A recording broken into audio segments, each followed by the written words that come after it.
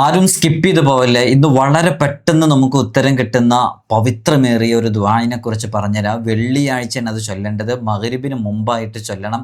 അസറിന് ശേഷമാണ് ചൊല്ലേണ്ടത്. ചൊല്ലിയാൽ അതിന് ഫലം കിട്ടും എന്നുള്ളത് ഉറപ്പാണ്. ഒരൊറ്റ വരിയേ ഉള്ളൂ ഇത് ചൊല്ലാൻ. എന്താണ് പ്രധാനമായിട്ടും ഇത് ചൊല്ലിയാൽ ലഭിക്കുന്ന നേട്ടം എന്നറിയോ? നമ്മുടെ എത്ര ലക്ഷങ്ങളും കോടികളും കടമുള്ളതാണെങ്കിലും ആ കടം വീട്ടാനുള്ള വഴി അല്ലാഹു സുബ്ഹാനഹു വ തആല നമുക്ക് തുറന്നു തരുന്നു. ഉറപ്പുള്ളൊരു അമലാണത്. ഇത് ഞാൻ വെറുതെ പറയുന്നല്ല, ഒരുപാട് ഇമാമിയങ്ങൾ പറഞ്ഞിട്ടുണ്ട്. വർഷങ്ങളായിട്ട് ഒരുപാട് ആളുകൾ ചെയ്തുകൊണ്ടിരിക്കുന്നു. അതിൻ്റെ റിസൾട്ട് അവർക്കൊക്കെ അനുഭവേദ്യമായതുകൂടെയാണ്.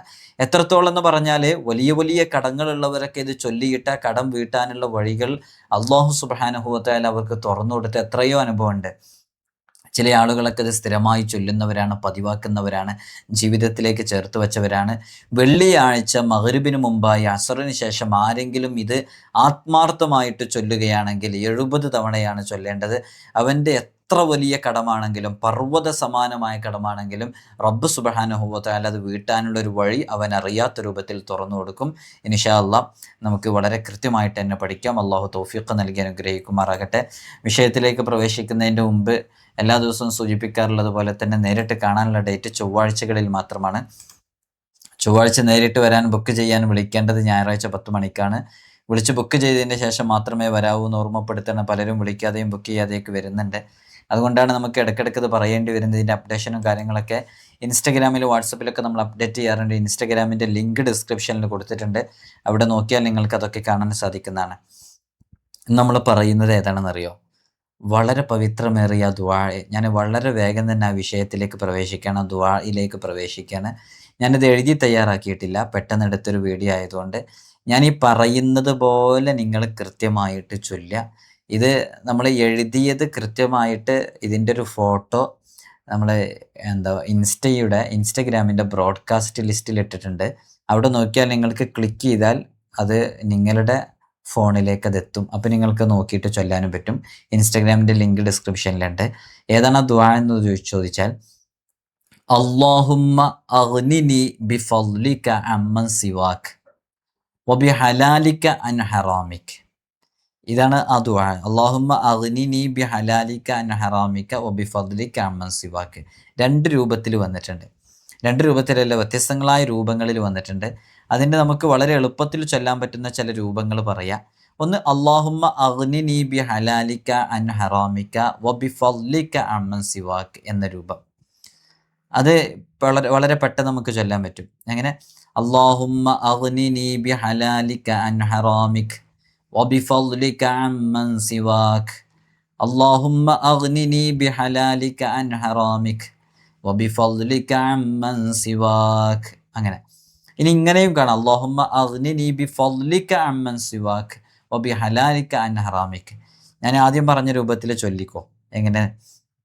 ചൊല്ലിക്കോളൂ. അല്ലാഹുമ്മ അഗ്നിനി ബിഹലാലിക അൻ ഹറാമിക വബിഫദ്ലിക അമ്മൻ സിവാക്. ഒന്ന് ചൊല്ലിയോക്ക്. അല്ലാഹുമ്മ അഗ്നിനി ബിഹലാലിക അൻ ഹറാമിക് വബിഫദ്ലിക അമ്മൻ സിവാക്. ഇങ്ങനെ നിർത്തി ഇങ്ങനെ ചൊല്ലിയാൽ ഒരു ഫ്ലോ അതിന് കിട്ടും, ഒരു താളം.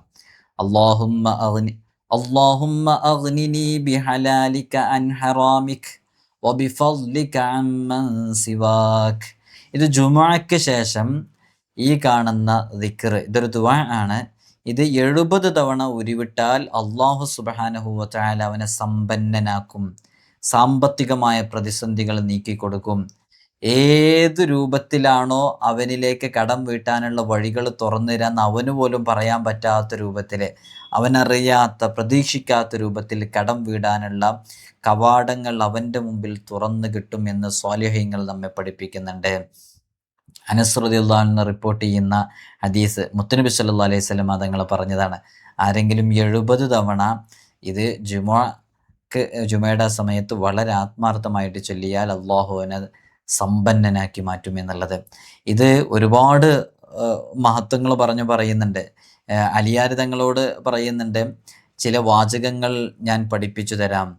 ആ വാചകങ്ങൾ ജുമുഅ ദിവസം 70 തവണയും എല്ലാ നിസ്കാരങ്ങൾക്ക് ശേഷം 7 തവണയും ഒരുവിടലിനെ പതിവാക്കിയാൽ ഉഹദ് മലയോളം, ഉഹദ് പർവ്വതത്തിനോട് സമാനമായ കടബാധ്യതകൾ ഉണ്ടെങ്കിലും അല്ലാഹു സുബ്ഹാനഹു വ തആല അത് നിങ്ങൾക്ക് വീട്ടിത്തരും എന്ന് പറഞ്ഞു പരിചയപ്പെടുത്തിയതാണ്. അപ്പോൾ ഇത് ചൊല്ലേണ്ട ഒരു രീതിയും രൂപവും കൂടി പറയണം. അതായത് എല്ലാ ദിവസവും നിസ്കാരത്തിന് ശേഷം ഒരു 7 തവണ ഉരുവിടുക. 7 തവണ ഉരുവിടാൻ എത്ര സമയമാണ് വേണ്ടി വരിക? ഞാൻ ഓരോ അമല് പറയുമ്പോഴും അതിൻ്റെ സമയത്തിനെ കുറിച്ച് പറയാറുണ്ട്. 7 തവണ ചെയ്യാൻ എത്ര സമയമാണ് വേണ്ടി വരിക? ആകെ കുറഞ്ഞ സമയം മാത്രമേ 7 തവണ ചൊല്ലാൻ ആവശ്യമുള്ളൂ. ആ കുറഞ്ഞ സമയം 7 തവണ അല്ലാഹുമ്മ അഗ്നിനി ബിഹലാലിക അൻ ഹറാമിക ബിഫദ്ലിക അമ്മൻ സിവാക്, അല്ലാഹുമ്മ അഗ്നിനി ബിഹലാലിക അൻ ഹറാമിക ബിഫദ്ലിക അമ്മൻ സിവാക്, അല്ലാഹുമ്മ അഗ്നിനി ബിഹലാലിക അൻ ഹറാമിക ബിഫദ്ലിക അമ്മൻ സിവാക്. ഇപ്പം തന്നെ 3 തവണ ഞാൻ ചൊല്ലി. എത്ര പെട്ടെന്ന് ചൊല്ലി തീർന്ന്. ഇങ്ങനെ 7 തവണ എല്ലാ നിസ്കാരങ്ങൾക്ക് ശേഷവും. ഇനി ജുമുഅ ദിവസം മഗ്‌രിബിന് മുമ്പായിട്ട് ഒരു 70 തവണയും ചൊല്ലുക. അള്ളാഹു നിന്റെ കടങ്ങൾ എത്രയാണെങ്കിലും വീട്ടിത്തരും, പർവ്വത സമാനമായ കടങ്ങളാണെങ്കിലും വീട്ടിത്തരും എന്നുള്ളതാണ്.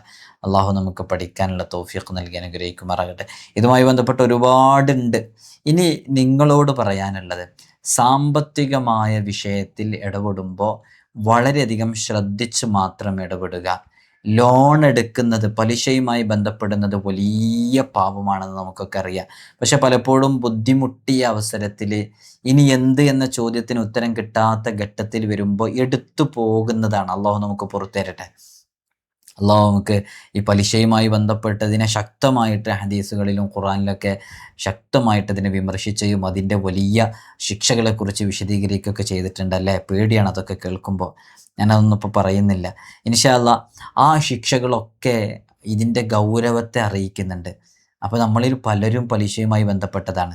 നമ്മൾ അള്ളാഹിനെ ധിക്കരിച്ച് കടം ലോൺ എടുത്തതല്ല, അല്ലല്ലോ.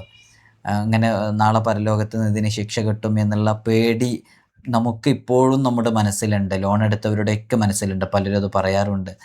കുടുങ്ങിപ്പോയി, അങ്ങനെ എടുത്താണെന്നൊക്കെ പറയാറുണ്ട്. എടുത്തതല്ല, എടുത്തു പോയതാണ്, ഇതല്ലാതെ മറ്റൊരു നിവൃത്തിയില്ല എന്ന് പറഞ്ഞിട്ട്. അപ്പോൾ അള്ളാഹു നമുക്കതൊക്കെ പുറത്തു തരട്ടെ. ഈ ലോണ് എടുക്കുന്നതിൻ്റെ തൊട്ട് മുമ്പ് ഞാൻ നിങ്ങളോട് പറയണം, ഇതൊരു ചിന്തിക്കാൻ വേണ്ടി പറയാണ്. ലോൺ എടുക്കുന്നതിൻ്റെ തൊട്ട് മുമ്പ് ആ ലോൺ അതാർക്കാണോ ലോൺ എടുക്കേണ്ടത്, അവർ ഇതേ സിറ്റുവേഷനിലൂടെ മുമ്പ് ഒരു 6 വർഷം മുമ്പ് 7 വർഷം മുമ്പ് കടന്നുപോയ നിങ്ങളുടെ കൂട്ടുകാരൊക്കെ ഉണ്ടാകും. അവരിതേപോലെ ഒരു 10 ലക്ഷമോ അല്ലെങ്കിൽ ഒരു 8 ലക്ഷമോ 12 ലക്ഷമോ ഒക്കെ ലോൺ എടുത്തവരായിരിക്കും. അങ്ങനെ അതിൻ്റെ തിരിച്ചടവ് മുടങ്ങിയതിൻ്റെ പേരിലോ അതടക്കാൻ പറ്റാത്തതിൻ്റെ പേരിലോ ഒക്കെ അതിൻ്റെ ഇരട്ടി കടബാധ്യതയിലേക്ക് എത്തിയവരെ ഇതുമായി ബന്ധപ്പെട്ടിട്ടുള്ളൂ. ലോൺ എടുത്ത് രക്ഷപ്പെട്ട ആളുകളെ ഞാൻ കൂടുതലൊന്നും കണ്ടിട്ടില്ല കേട്ടോ. നമ്മളടുക്കൽ ഇവിടെ നേരിട്ട് വരുമ്പോൾ കടബാധ്യത കൊണ്ട് ബുദ്ധിമുട്ടിയ ഒരുപാട് ആളുകൾ വരാറുണ്ട്. അവരുടെ കടത്തിൻ്റെ ബാധ്യതകളെക്കുറിച്ച് പറയുമ്പോൾ എത്ര വലിയ കടങ്ങളാണെന്നറിയോ? ആ കടത്തിലൊക്കെ അവർ പെട്ടത് ചോദിക്കുമ്പോൾ ഒരു 5 ലക്ഷം രൂപ കടമെടുത്തതിൻ്റെ പേരിൽ 12 ലക്ഷം കടമുണ്ടായി.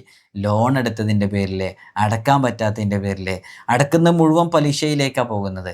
അങ്ങനെ പറഞ്ഞ് വല്ലാതെ ബുദ്ധിമുട്ടിയവരേ ഉള്ളൂ. ലോൺ എടുത്ത് രക്ഷപ്പെട്ടവരില്ല. ഇപ്പോൾ ഒരു ഉദാഹരണം പറഞ്ഞാൽ ഒരു 6 ലക്ഷത്തിൻ്റെ ലോൺ ഒരാൾ എടുത്തു എന്ന് സങ്കല്പിക്കുക. എന്നാൽ ഈ 6 ലക്ഷം ലോൺ എടുത്തത് അത്രയൊരു ബുദ്ധിമുട്ട് വന്നിട്ടല്ലേ. എന്നാൽ പിന്നെ ഇതിനേക്കാളും വലിയൊരു ബുദ്ധിമുട്ടിലേക്ക് എത്തിയ അനുഭവങ്ങളാണ് കൂടുതലും. ലോൺ എടുത്ത് രക്ഷപ്പെട്ടവരാരെന്നറിയോ? വലിയ സമ്പന്നന്മാരൊക്കെ അല്ലേ. ഓൽക്കൊരു വലിയ ആസ്തി വേറെ ഉണ്ട്. എന്നാൽ ലോണ് ഇപ്പോൾ ഒരു ചെറിയ ആവശ്യത്തിന് വേണ്ടിയിട്ടൊരു ഒരു 2 കോടി രൂപയുടെയോ 5 കോടി രൂപയുടെയോ വാഹനം എടുക്കാൻ വേണ്ടിയിട്ടൊക്കെ ലോൺ എടുക്കും ഈ വലിയ പൈസക്കാരൊക്കെ, പണക്കാരൊക്കെ. അവരെ ഈ ലോൺ കൊണ്ട് രക്ഷപ്പെട്ടിട്ടുള്ളൂ. എന്നാൽ അവർക്ക് മാസത്തിലൊരു ഒരു 3 ലക്ഷം 4 ലക്ഷമൊക്കെ അടച്ചു കൊടുക്കേണ്ടി വരും. അപ്പോൾ അടച്ചുകൊടുക്കാൻ ഒറ്റയടിക്ക് ഒരു 5 കോടിയുടെ വണ്ടിയൊന്നും എടുക്കണ്ട. മാസത്തിലൊരു 4 ലക്ഷം റുപ്യ അടച്ചെടുത്താൽ മതി. അതുപോലെ ഇതിൽ നിന്ന് അടച്ചെടുക്കുക ഓൽക്കുണ്ടാവും. അങ്ങനെ കറക്റ്റ് മെയിൻറ്റെയിൻ ചെയ്ത് പോകുന്നവരെ രക്ഷപ്പെട്ടിട്ടുള്ളൂ. അല്ലാത്തവരൊക്കെ ലോൺ എടുത്ത് കുടുങ്ങിയ ചരിത്രമേ ഉള്ളൂ. അതുകൊണ്ട് എടുക്കുന്നതിൻ്റെ തൊട്ട് മുമ്പ് നമ്മൾ എന്തുമാത്രം ആലോചിക്കുക. നമ്മളെ ഇതേ സാഹചര്യത്തിലൂടെ കടന്നുപോയ എത്രയോ ആളുകൾ ഒരു 5-6 വർഷം മുമ്പ് എടുത്തിട്ടുണ്ട്.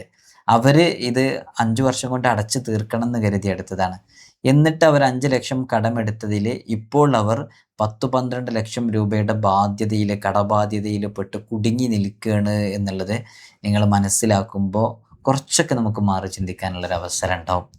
നമ്മൾ എടുക്കുന്നത് ഹൈറല്ല എന്നുള്ളത് സൂചിപ്പിക്കാൻ വേണ്ടി പറഞ്ഞതാണ്. അപ്പോൾ എത്ര വലിയ കടങ്ങളുണ്ടെങ്കിലും നിങ്ങൾ വളരെ ആത്മാർത്ഥമായിട്ട് ഇത് ചെയ്തു നോക്കിക്കോ. അള്ളാഹു സുബ്ഹാനഹു വ തആല നമ്മുടെ കടങ്ങൾ വീട്ടാനുള്ള വഴികൾ നമ്മളറിയാത്ത രൂപത്തിൽ നമ്മുടെ മുമ്പിൽ തുറന്നു തരും എന്നുള്ളത് ഉറപ്പാണ്.